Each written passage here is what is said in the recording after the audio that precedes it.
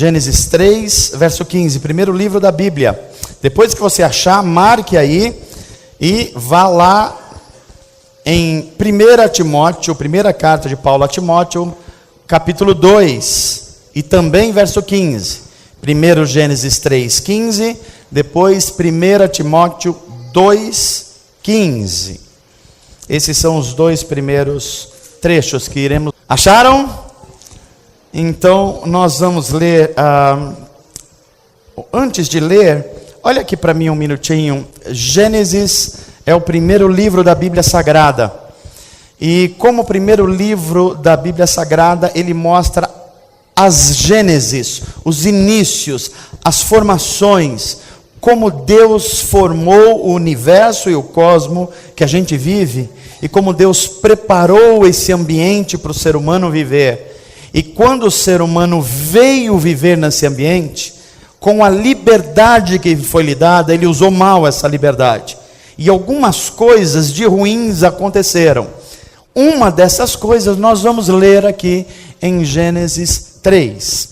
Gênesis 3,15 diz assim, palavra de Deus. Deus falando, e é bom que você saiba o contexto, logo depois que o ser humano peca. E pecar na Bíblia Sagrada não é apenas um ato.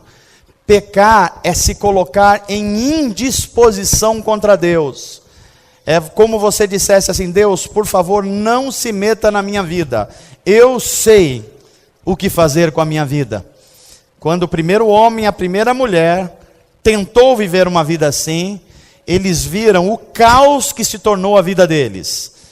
E Deus está falando agora para a mulher, e está falando também para a serpente que representa Satanás, o adversário dos seres humanos e de Deus.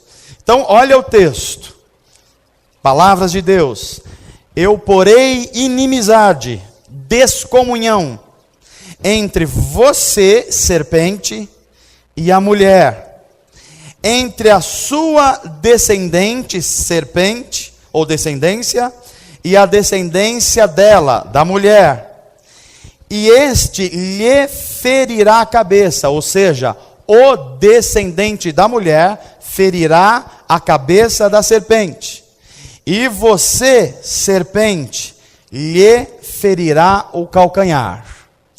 Eu fui lendo e fui explicando, agora eu vou ler de uma vez toda, para você entender o sentido do que a Bíblia está dizendo. Deus está falando com a mulher e com a serpente, com o descendente da mulher e o descendente da serpente. E as palavras são essas: porém inimizade entre você e a mulher, entre a sua descendência e a descendência dela. Este lhe ferirá a cabeça, e você lhe ferirá o calcanhar. Palavras duras, palavras de juízo de Deus, através da vida da mulher, e não só isso, através da maternidade da mulher. Então eu quero agora que você vá a 1 Timóteo, capítulo 2, e verso 15. 1 Timóteo 2 e 15. Agora, ao invés de palavras de juízo, palavras de esperança para a mulher, na maternidade da mulher. 1 Timóteo, capítulo 2, e verso número 15, que diz assim: entretanto, a mulher será salva, dando luz filhos, se elas permanecerem na fé, no amor e na santidade com bom senso. Vou repetir: entretanto, a mulher será salva, dando à luz filhos, e elas, se elas permanecerem na fé, no amor, na santidade com bom senso. Agora nós vamos ler um terceiro texto da Bíblia Sagrada, Lucas, capítulo 1. Primeiro nós lemos um texto de juízo de Deus, a mulher e a sua maternidade e a sua descendência. Segundo lugar, nós lemos um texto de graça e promessa de redenção para a mulher e também para a sua maternidade. Agora nós vamos ler Lucas no seu capítulo 1. E em Lucas nós vamos ver a promessa da maternidade à mulher se tornando uma realidade salvadora, uma realidade redentora. Lucas 1, a partir do verso de número 23, que diz assim: quando se completou o seu período de serviço, e aqui a Bíblia está falando de um homem chamado Zacarias, um sacerdote. Quando se completou o seu período de serviço, ele, Zacarias, voltou para casa. Depois disso, Isabel, a sua mulher, engravidou. E durante 5 meses não saiu de casa. Uma gravidez absolutamente, como eu diria assim, protegida, cuidada. E você vai ver por quê. E ela dizia: isto é obra do Senhor. Isto o quê? A minha maternidade é obra do Senhor. Agora ele olhou para mim favoravelmente para desfazer a minha humilhação perante o povo. Mantenha a sua Bíblia aberta, depois nós vamos começar ou continuar lendo. Feche os teus olhos, eu quero orar com você. Pai, obrigado por esse domingo, por essa manhã tão gostosa. Obrigado pela nossa comunidade de fé, por tudo que já ouvimos e pelo teu Espírito que inspirou aos homens e às mulheres dessa igreja. Obrigado pela tua palavra. Fala-nos, ou continua a nos falar mais uma vez e de novo. Pelo teu Espírito, abre as nossas mentes e coração e nos dá transformação. Dá-nos de beber dessa água viva, que é a tua palavra, através do teu Espírito. Assim o pedimos e te agradecemos, em nome de Jesus. Amém. Amém. Hoje, Dia das Mães. Mãe é algo que, por mais que a gente tente definir, explicar, sempre as palavras serão insuficientes. Embora a gente tenha gente como Marcelo, que é muito hábil com as palavras e com a poesia. E depois, Marcelo, eu quero essa poesia, vou postar lá na minha página. Ah, é claro, é um processo em família aí que foi criado, né? Que bom, isso é sempre bom. Mas as palavras quase sempre, elas não conseguem ainda traduzir a beleza do que é ser mãe e o processo de maternidade. E as mães, claro, elas não são só biológicas. Há mães que são mães do coração. E há mães que são também mães espirituais, como o João falou aqui. E eu gosto muito de ouvir isso, porque a igreja é esse lugar. A igreja é o lugar da gente ser cuidado. A igreja é o lugar da gente ser abraçado, acolhido, quando nos falta alguma coisa. Então a igreja é o lugar dos pais postiços, das mães postiças, dos irmãos postiços, dos professores. A igreja é esse lugar. E é por isso que a igreja é o lugar onde o reino de Deus é sinalizado. A igreja precisa ser o lugar onde a sociedade olhe e fala assim: é assim que deveria ser a nossa sociedade. Assim o reino de Deus estará presente em todos os ambientes.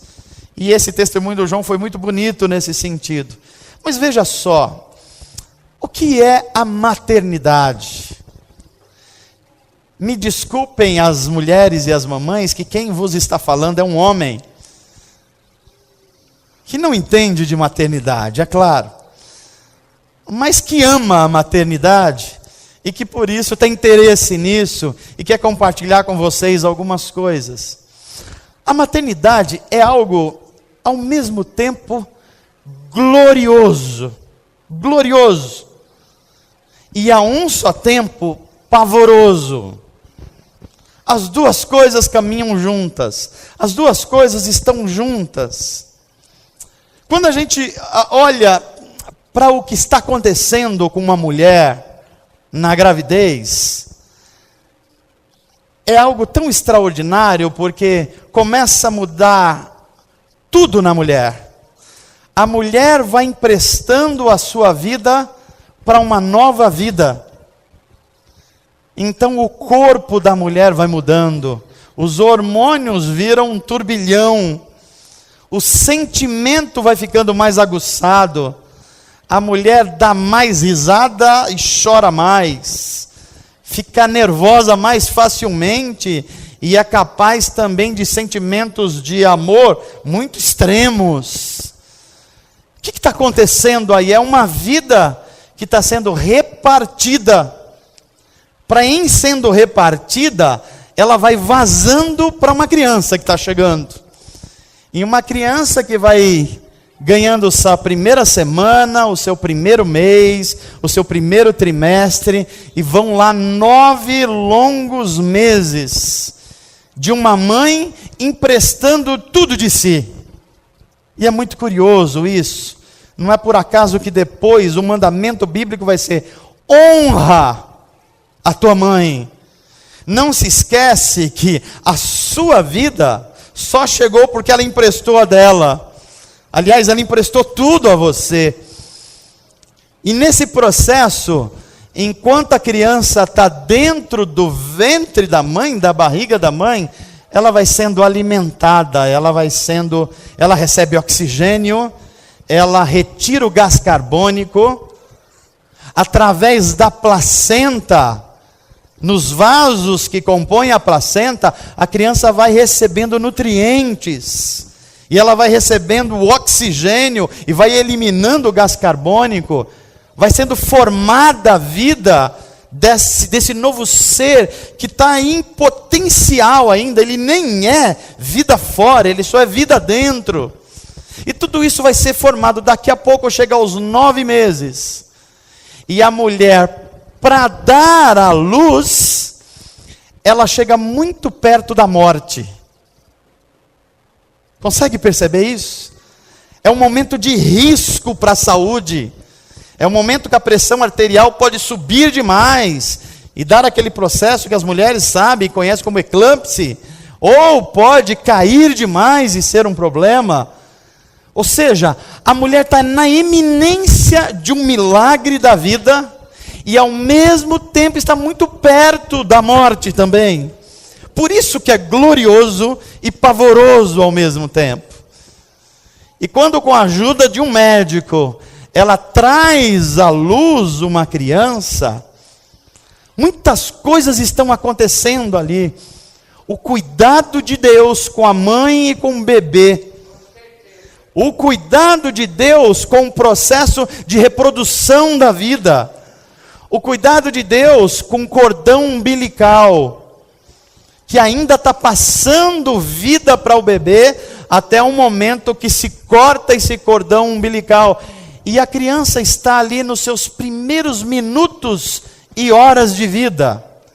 E eu não sei se você já se deu conta disso, mas o ser humano, dentre a criação, provavelmente é aquilo que é mais frágil no seu nascimento. Mais frágil.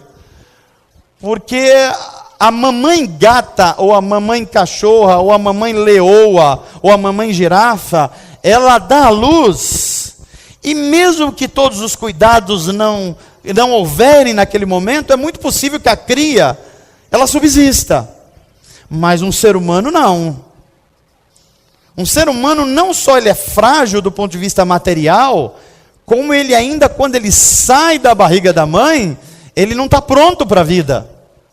Por exemplo, são nas primeiras horas do nascimento que algumas coisas preciosas vão acontecendo.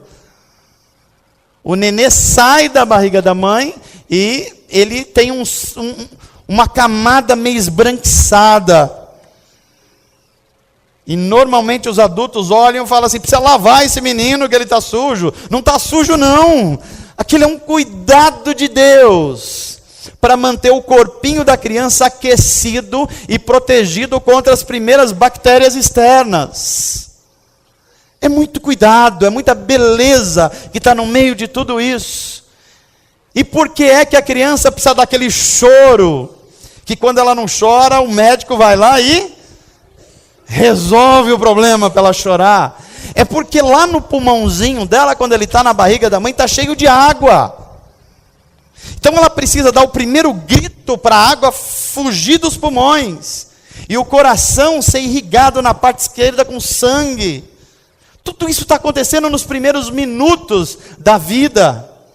E por que é que a criança é pega pelo médico e colocada no colo da mamãe? É porque naquele momento as primeiras bactérias boas da mamãe vai começar a ser colonizada na criança. Porque ela está desprotegida. Ela não pode pegar nem um resfriadinho, ela não pode nada, porque ela não tem os anticorpos. Todo esse milagre da vida estão acontecendo nos primeiros minutos. É assim que Deus resolveu trazer as crianças ao mundo. E esse processo é tão belo, é tão maravilhoso, é tão fantástico, que em Gênesis 3, a gente vê a glória e o pavor disso acontecendo. De um lado Deus está dizendo assim para a mulher, olha, eu vou trazer redenção de novo à humanidade. E vou trazer por um processo maravilhoso que é o nascimento dos bebês. Eu vou ter todo esse cuidado, todo esse detalhe. Mas há um inimigo do ser humano, um inimigo da maternidade, um inimigo da mulher, que é a serpente. E vai haver uma luta entre as duas descendências. A descendência da serpente e a descendência da mulher. E Deus diz assim, essa criança virá, mas essa criança virá com muito sofrimento. Inclusive, vai haver um confronto entre as duas descendências. Mas a criança pisará a cabeça da serpente. Eu não sei se você percebeu a força desse texto bíblico. Tente imaginar uma serpente muito peçonhenta, que nós adultos teríamos muito medo de chegar perto. Eu não sei você, mas eu tenho pavor a cobras e serpentes. É um negócio terrível. Se um ser humano adulto é assim, agora imagina uma serpente peçonhenta do lado de um recém-nascido. É essa a força do texto aqui. Mas a Bíblia vai dizer que a criança vai pisar na cabeça da serpente. Aí a gente fica mais apavorado ainda. Como assim uma criança pisar a cabeça de uma serpente? E há uma certeza, a serpente vai ferir o calcanhar da criança. Esse é um processo de juízo sobre seres humanos e sobre o pecado. Mas olha que coisa curiosa, porque lá em 1 Timóteo, como nós lemos aqui, nós vamos ver que o pecado humano, que tornou tudo mais difícil para o ser humano, inclusive a concepção do ser humano, agora Deus traz um resgate. Olha que beleza a palavra de Deus no que ela está dizendo. Ela está dizendo assim, o processo de reprodução da vida vai ser sobre muito sofrimento, e tem uma maldição aí, tem um juízo aí. Mas esse mesmo processo vai ser também o processo de redenção e de beleza para a vida. Porque a mesma mulher e a mesma maternidade que teve juízo de Deus em Gênesis 3, agora a mulher e a sua maternidade será o instrumento de Deus para o início da redenção humana. Olha que coisa linda isso. Porque Paulo vai ensinar a Timóteo dizendo assim, é através da mulher, quando ela der luz aos seus filhos, que trará salvação, que virá salvação, salvação para ela, salvação para a raça humana.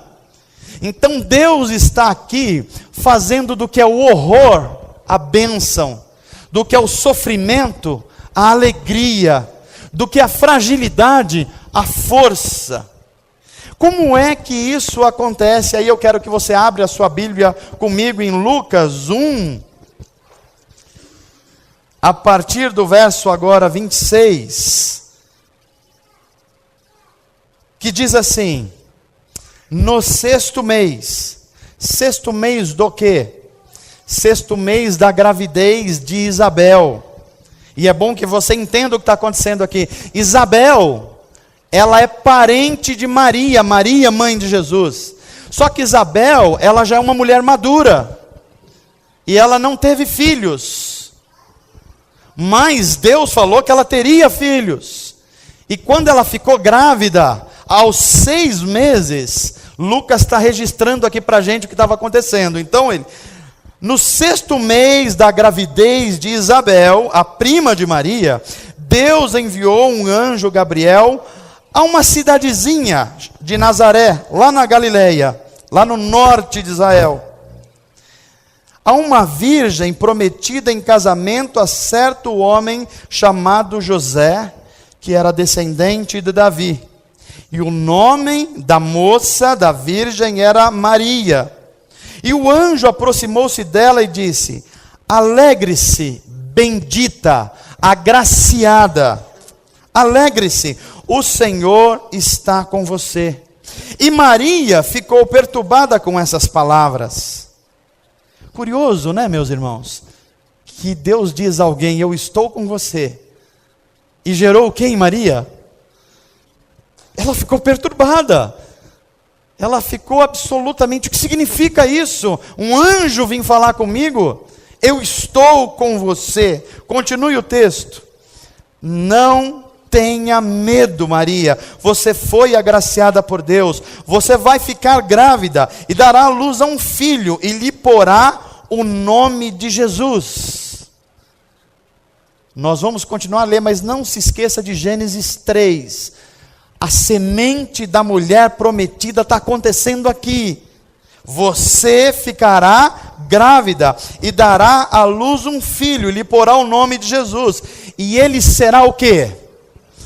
Grande, grande em poder, grande em santidade, grande porque ele será o primeiro de uma nova humanidade. Ele será grande. E ele será chamado Filho do Altíssimo. Ele dará a linhagem dos filhos do Altíssimo, diferente dos filhos da serpente. E o Deus lhe dará o trono do seu pai Davi, e ele reinará para sempre sobre o povo de Jacó, e o seu reino jamais terá fim. E aí perguntou Maria ao anjo: como vai acontecer isso? Eu sou ainda uma adolescente praticamente, eu não tenho relações com homem nenhum. Como isso vai acontecer? Verso 25, o anjo responde: o Espírito Santo virá sobre você, e o poder do Altíssimo a cobrirá com a sua sombra. Assim aquele que há de nascer será chamado Santo, Filho de Deus. Também Isabel, a sua parente, terá um filho na velhice. Aquela que diziam ser estéril já está no seu 6º mês de gestação, pois nada é impossível para Deus. Respondeu Maria: eu sou serva do Senhor, que aconteça comigo conforme a tua palavra. Então o anjo a deixou. E naqueles dias Maria preparou-se e foi depressa para uma cidade da região montanhosa de Judeia. Maria sai do norte de Israel e vai para o sul de Israel, onde encontrou na casa de Zacarias e saudou Isabel. Quando Isabel ouviu a saudação de Maria, o bebê de 6 meses agitou-se em seu ventre. Isabel ficou cheia do Espírito Santo.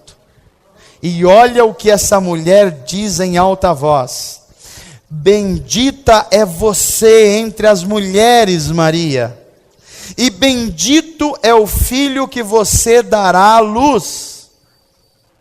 Mas por que eu sou tão agraciada ao ponto de você, Maria, me visitar?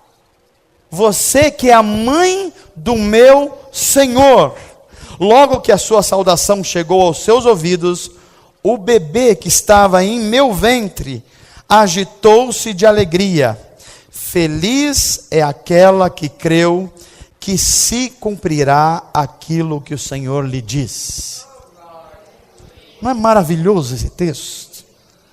É um texto cheio de beleza, cheio de vida, cheio de profecia, cheio de boas notícias. Eu quero que você perceba que há duas mulheres. Uma mulher chamada Isabel. Isabel é mãe, ou melhor, é esposa de Zacarias, que é um sacerdote que serve no templo. E Zacarias já é um homem maduro, de idade. E a Isabel também é.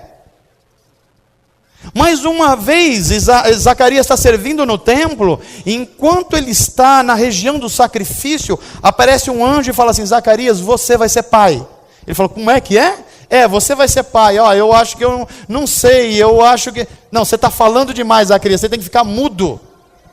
Eu acho que é desde aí que os homens falam menos do que as mulheres. Não é isso? E aí Zacarias não fala até a criança nascer, depois de 9 meses. Mas veja só, aí ele chega, conta para Isabel, Isabel fica meio assim, mas o anjo também fala com Isabel. Isabel concebe. E vai passando o primeiro, o segundo, o terceiro, o quarto, o quinto, o sexto mês. Quando ela está no 6º mês de gravidez, sem sair de casa, cuidando da gravidez, Maria vai visitá-la. Desce lá do norte e vem lá para o sul. E quando ela chega, Isabel tem uma revelação. E fala assim: bendito é esse bebê que está dentro do seu ventre. Porque ele vai ser o salvador da humanidade. Inclusive eu já reconheço nele o meu Senhor. Olha que coisa linda. Uma mulher talvez de 40, 45, não sei, 50 anos, falando para um bebê que nem tinha vindo à vida. Fala assim: aí na sua barriga está o meu Salvador, ele vai ser alegria para o mundo. E quando isso está acontecendo, e elas começam uma conversa, uma está com 6 meses, e uma acabou de conceber. Então, o bebê que é João Batista, na barriga de Isabel, começa a fazer um culto dentro da barriga da mãe. O bebê se mexe. Esse bebê era meio carismático, meio pentecostal. Ele vai fazendo um barulho lá dentro, né? E a mulher começa a falar: Maria, olha como ele está aqui dentro. Ele está fazendo um culto aqui. É porque ele já viu o priminho dele que está lá na outra barriga. E ele sabe que isso vai ser uma grande alegria para o mundo. Uma mulher madura, quase sem a possibilidade de conceber, e uma mulher adolescente, sem a possibilidade de conceber, porque ela não tinha nenhuma relação com um homem. 2 milagres acontecendo. Mulher em contraste com mulher, bebê em contraste com bebê. E agora olha os homens: Zacarias, o mudo. E do outro lado, o José, que não estava entendendo nada. Um monte de coisas acontecendo aqui, e Deus traz 2 maternidades ao mundo. Primeiro nasce 6 meses antes, João. Quem é João? João é um menino diferente. João comia comida muito específica. Ele foi criado e desde o começo ele já tinha algumas características diferentes, porque Deus tinha preparado ele para ser um profeta, para anunciar a vinda da segunda criança. 6 meses depois, vem a segunda criança. E essas crianças vão crescendo. E eu queria que você, mãe, quando lesse a Bíblia Sagrada, tentasse ver a riqueza que tem nesse texto. Vai passando o 1º ano, o 2º ano, os priminhos começam a brincar juntos, a aprender na marcenaria do pai. Eles foram crianças. Eles brincavam, tinham cuidado da mãe. 4 anos, 8 anos, 10 anos. Quando Jesus tinha 12 anos, já acontece algumas coisas diferentes. Ele é um adolescente, ele vai aprendendo a lei do Senhor, ele vai se tornando sábio em tudo, ele vai crescendo em tudo. E o último registro que a gente tem nas Escrituras dessa criança chamada Jesus é aos 12 anos de idade. Depois a gente só vai ter essa informação ele com 30 anos de idade. Agora a pergunta é: Como eram os encontros e brincadeiras de João Batista e Jesus dos 13 anos, por exemplo? Você já imaginou? Um menino chegando depois de um dia trabalhando com o pai, falando: ô mãe, a senhora fez aquela carne com batatas pra gente aqui?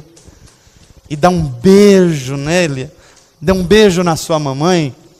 E Maria fala assim: esse menino chegou a mim através da mensagem de um anjo. E o anjo disse que ele vai ser especialíssimo, que ele vai salvar a humanidade dos seus pecados. E Maria guardava tudo no seu coração. O que essa criança vai fazer? 14 anos, 15 anos, 16 anos. Aí Lucas já vai apresentar esse Jesus numa festa de casamento. Caná da Galileia, primeira aparição pública, acaba o vinho.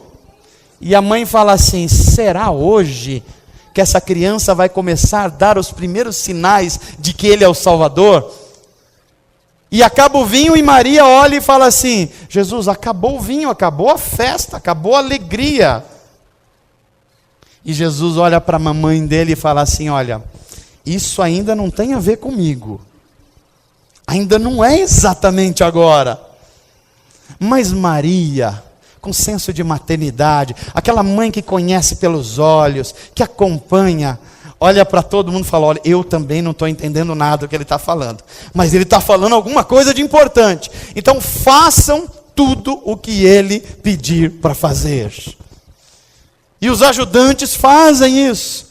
Até que chega uma hora que, para mim não é por acaso, acontece o primeiro milagre público de Jesus Cristo, essa criança que veio da maternidade de Maria.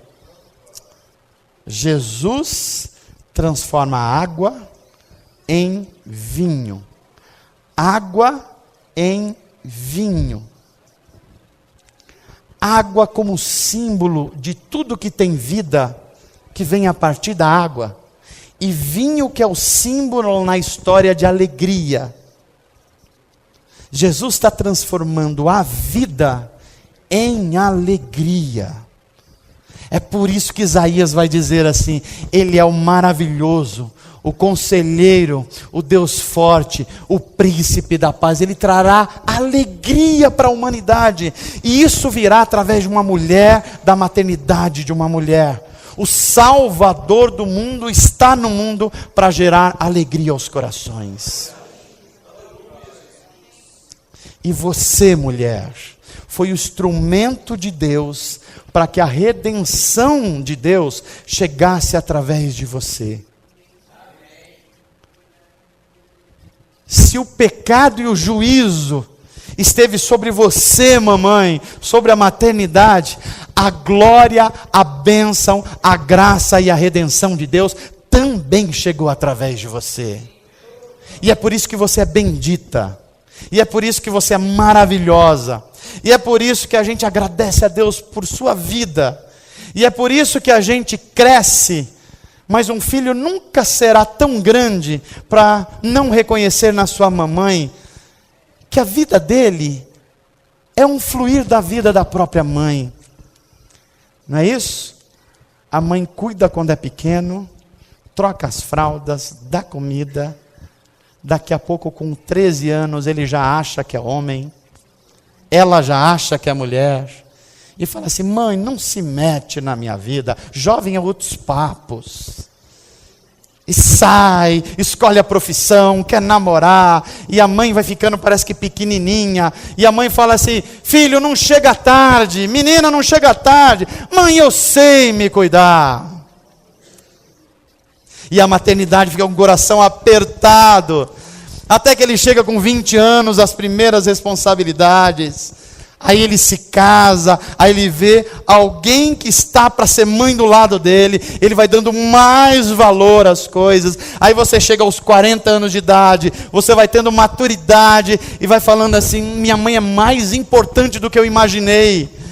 Aí você vai chegando na maturidade, a sua mamãe vai ficando mais madura, mais velhinha, ela já não tem as mesmas habilidades físicas, nem sempre ela tem a mesma força para cozinhar, e você precisa, ao andar com ela, dar passos mais lentos, porque os passos delas ficaram mais lentos, mas tudo isso é um encontro com a maternidade.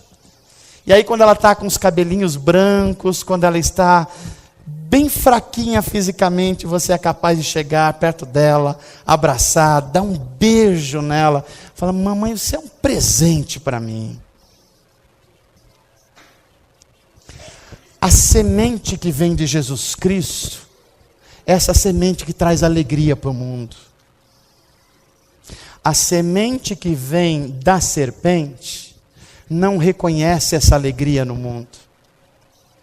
É por isso que a gente vê hoje, espiritualmente, alguns filhos que são mais filhos da descendência da serpente do que da descendência da mulher. Filhos que não honram a sua mãe, que não beijam a sua mãe, que não valorizam a sua mãe.